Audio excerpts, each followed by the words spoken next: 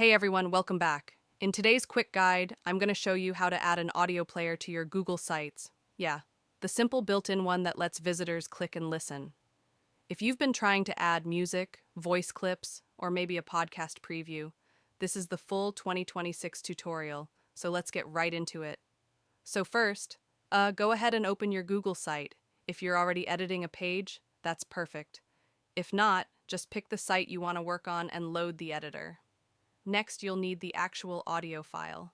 Google Sites works best with MP3 files, and the upload limit is really generous. So, on the right-hand side, click the Insert tab, scroll a little, and look for that upload option. Choose your audio file from your computer, and Google Sites will drop it right onto your page. All right. Once the file is uploaded, you'll see the built-in audio player, pretty clean and simple. You can drag it around, resize it, or place it inside a section layout if you want a cleaner look.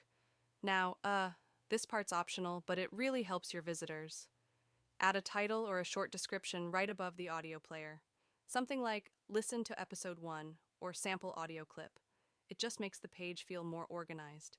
And before you publish the site, hit the preview button at the top. This lets you test the audio player exactly the way your visitors will see it.